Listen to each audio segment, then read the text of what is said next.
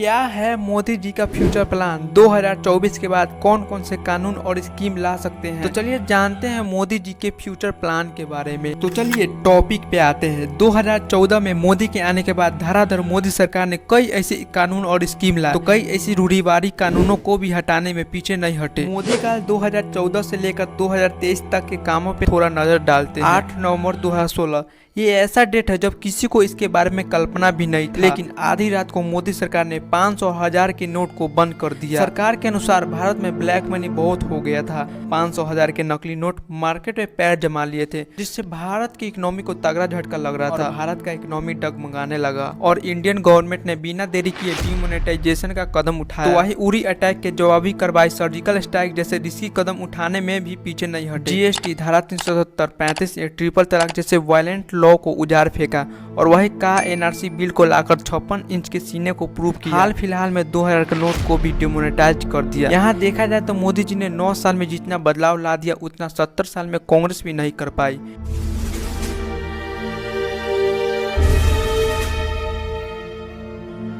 मेरे कांकेर के भाइयों बहनों, मुझे बताइए, ये हमारी चोरी किया हुआ पैसा वापस आना चाहिए कि नहीं आना चाहिए? ये काला धन वापस आना चाहिए? ये चोर लुटेरों से एक एक रुपया वापस लेना चाहिए?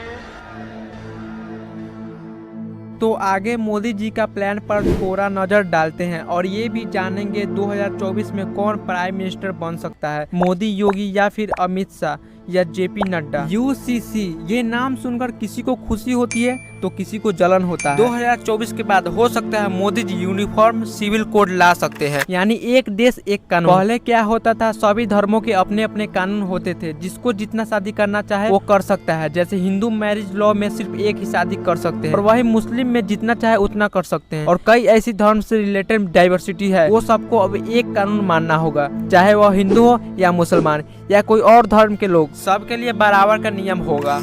पॉपुलेशन कंट्रोल, हाल फिलहाल में भारत चाइना को पछाड़ आगे निकल गया है। बढ़ती जनसंख्या भारत के लिए खतरा बन सकता है, इसलिए हो सकता है मोदी जी इस पे कानून ला सकते हैं। तीसरा, जो काम उस पे मोदी जी जोरों से कर सकते हैं, भारत का डिफेंस सिस्टम जिसे Modi ji full of self reliant बनाना चाहते हैं। दूसरे देशों से जितने भी हथियार आते हैं उस पे रोक लगाकर भारत में बनाने का काम कर सकते हैं। चौथा, 7 सिस्टर इंटीग्रेशन प्रोग्राम। जैसे कि हम जानते हैं जम्मू एंड कश्मीर के थोड़े से हिस्से पे पाकिस्तान और थोड़े से हिस्से पे चाइना का कब्जा है।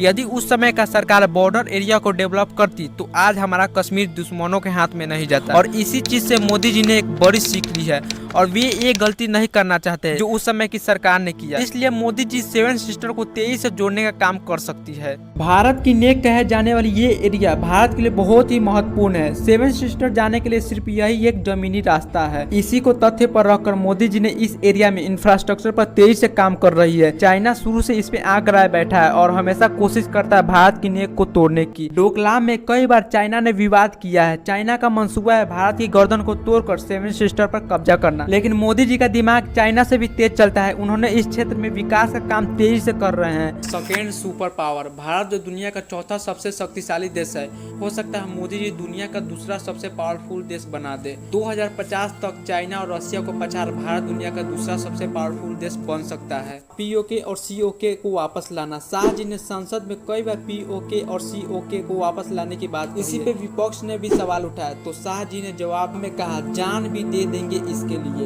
जान दे देंगे इसके लिए, क्या बात कर रहे हो आप? यदि 2024 में बीजेपी फिर से जीतती है तो अगला पीएम मोदी ही बनेंगे। ये हम नहीं कह रहे हैं, खुद मोटा भाई यानी गृह मंत्री अमित शाह जी अपने भाषणों में बोले हैं। दोस्तों कमेंट में बताना क्या 2024 में बीजेपी फिर से सरकार बना पाएगी और मोदी जी का फ्यूचर प्लान कैसा है, क्या ये हो सकता है? वीडियो से कुछ सीखने को मिला होगा तो एक लाइक कर देना और मेरा चैनल को सब्सक्राइब बहुत ही कम है, please everybody subscribe my channel. तो चलिए दोस्तों मिलते हैं अगले वीडियो में, तब तक के लिए नमस्ते।